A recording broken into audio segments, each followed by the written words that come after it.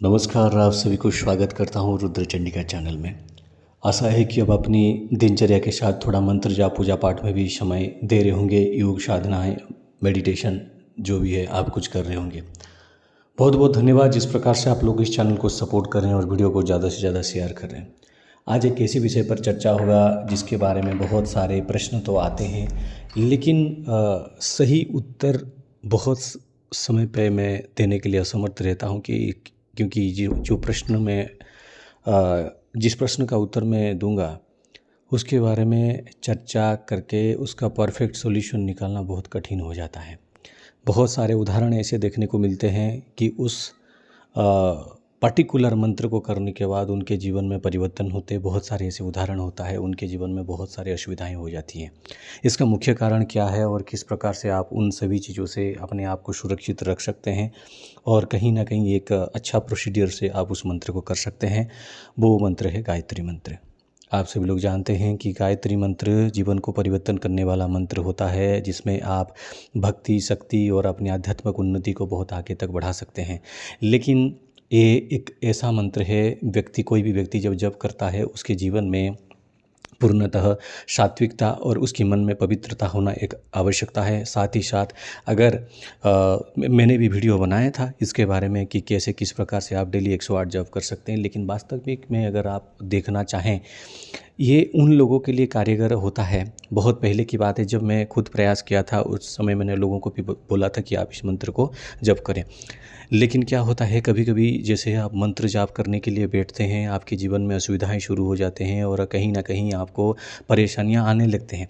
इसका मुख्य कारण है उसकी परफेक्ट इनिशिएशन ना होना, यानी इसकी गुरु दीक्षा ना होना।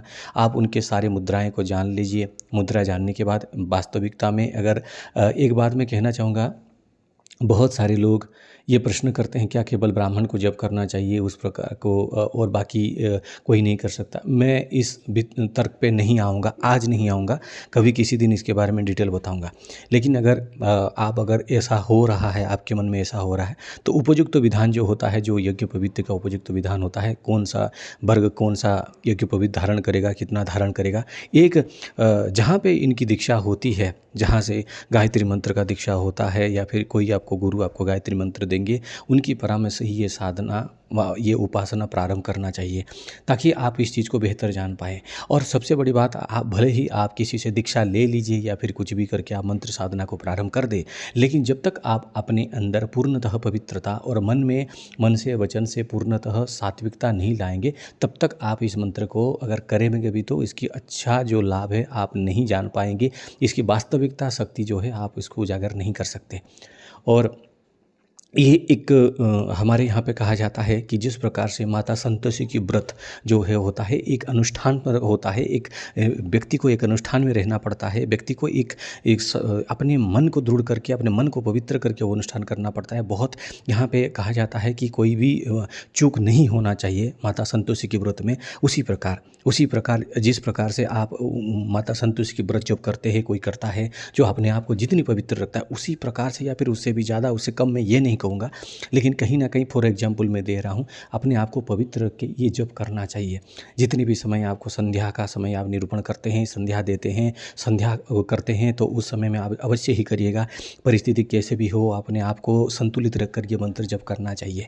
इसीलिए बहुत सारे लोग क्या करते हैं, उनकी दिनचर्या पूर्णतः रूप से तामसिक रहता है और कुछ भी वो कभी मंत्र जाप पूजा पाठ नहीं करते हैं, लेकिन उनको जाना कि हमें गायत्री मंत्र का जप करना है, हवन करना है, वो करने के लिए बैठ जाते हैं। उससे क्या होता है, उसकी ऊर्जा आपके शरीर में जब आने लगती है, आपकी कुंडली में स्ट्राइक होती है और आपको मंत्र जब जप करते हैं, वो आपके शरीर में जो आपकी जो आध्यात्मिक परिवर्तन होने लगते हैं, उसकी जो वेग है उस वेग को आप संभाल नहीं पाते, क्योंकि आपकी शरीर हो या फिर आपकी कुंडलिनी शक्ति उतनी उस लेवल में नहीं है कि आप उन महानतम शक्ति को आप जान पाएँ, धारण कर पाएँ। धारण करना तो बहुत अलग बात कह दिया मैंने, लेकिन उस महान शक्ति को आप समझ पाएँ और आप उसकी ऊर्जा को अपने अंदर जो संरक्षित कर पाएँ या फिर उस ऊर्जा से आप अपने जीवन को परिवर्तन कर पाएँ, ये आपसे नहीं हो पाता। इसके वजह से एक भ्रम फैला दिया गया है, क्या गायत्री मंत्र कोई जप करने से उसको हानि हो जाती है, क्या हानि है, ऐसा करके बहुत सारे वीडियोस आप देखने को मिलेंगे। देखिए, कभी कभार इसको थोड़ा चेंज कर दिया गया। कोई अगर व्यक्ति आपको कोई दूसरे मंत्र देते हैं, वो कहते होंगे कि आप इस मंत्र को ना करो, इस मंत्र को करो। कोई दूसरा कहता है आप गायत्री कर लो, दूसरे मंत्र को ना करो।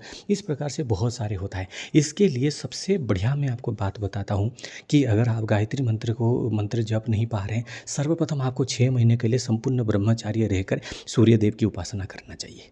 अगर ये आप कर लेते हैं, सूर्य देव की उपासना कर सकते हैं, या फिर गणपति बाबा का भी उपासना आप 6 महीने तक कर सकते हैं, या फिर हनुमान जी की उपासना आप कर सकते हैं, जिसमें आपकी वचन से, मन से पुण्यतः पवित्रता होकर अपने आप को पूर्णतः एक संतुलित बनाकर आप साधना कर सकते हैं। देखिए, मेरी जो वीडियोस होते हैं इसमें बहुत सारे वैज्ञानिक कारण भी होता है, ठीक है ना। जब सूर्य देव की आप उपासना करते हैं तो आपके अंदर ऐसे ऐसे सब परिवर्तन होते हैं।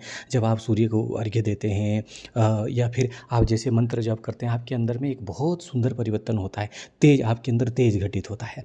तो उससे क्या होगा, आने वाले समय में इस महामंत्र की आप जो ऊर्जा को संभाल पाएंगे। गणपति बाबा का जब आप साधना करते हैं तो आपकी मूलाधार चक्र जो है वो धीरे धीरे धीरे संतुलित होने लगता है, ताकि ये एक समय में जब ये ऊर्जा आपके शरीर में आए तो आप उसको सहन कर सकते हैं। और हनुमान जी की अगर आप उपासना करेंगे 6 महीने, तो उसमें क्या होता है, आपके मन में इतनी पवित्रता आ जाती है ताकि आप जो है आप ये मंत्र आगे लेके जा सकते हैं। इसमें बड़ी बात है, जब आप गायत्री मंत्र जप करते हैं, आप अपनी मतलब जो वैवाहिक जीवन में है वो केवल अपने धर्म पत्नी को छोड़कर इस संसार में कोई भी है उनको केवल माता बहन इसी रूप में देखना चाहिए। बाकी आप नहीं देख सकते, समझ रहे हैं ना। मैंने एक फॉर एग्जाम्पल दिया आपके, मतलब वो भी जो भी आप वैवाहिक जीवन में हैं उनको भी जिस प्रकार से रिस्पेक्ट देना है, उस पर मातृशक्ति को आप ऐसे नहीं ले सकते। तो यही कारण है कि गायत्री मंत्र मैक्सिमम लोग क्यों विफल हो जाते हैं गायत्री मंत्र जप में, और उनका हानि क्यों शुरू हो जाता है। इसकी मैंने एक सटीक कारण दिया है। इसके आगे इसके मंत्र के लिए बहुत सारे वीडियो बनेंगे। अगर आप चाहेंगे कि आप गायत्री मंत्र का जप करना चाहते हैं तो कैसे सूर्यदेव की उपासना करेंगे, मैं उसके बारे में भी वीडियो बना दूंगा, आप कमेंट करके बताइए समय होने पर, ठीक है ना। और या फिर बाकी जो मैंने बताया गणपति बाबा का, हनुमान जी का उपासना कैसे करेंगे। लेकिन मैं आपको क्या एडवाइस दूंगा कि जो पूर्णतः सात्विक रह के विभिन्न प्रकार की गुरुकुल हैं, विभिन्न प्रकार की शिविर होता है जहाँ पे आपको गायत्री मंत्र की दीक्षा मिल सकते हैं, और आप उन सभी नियम को मानकर अगर इस मंत्र को जप करेंगे, आपके जीवन में कुछ परिवर्तन धीरे धीरे देखने को मिल सकते हैं। ऐसा नहीं कि कुंजवत स्नान करेंगे तो वो इसे धूल कीचड़ फिर लगाएंगे, फिर जाएंगे सरोवर में स्नान करेंगे, ऐसा नहीं होगा। अपने आप को पवित्र रखकर ये मंत्र को जप करना उचित रहता है, ठीक है। ये एक मैंने लॉजिक जो है इसके बारे में दिया है। अगर वीडियो को पसंद आता है तो अपने परिजनों में अवश्य ही शेयर करें। जय माई की।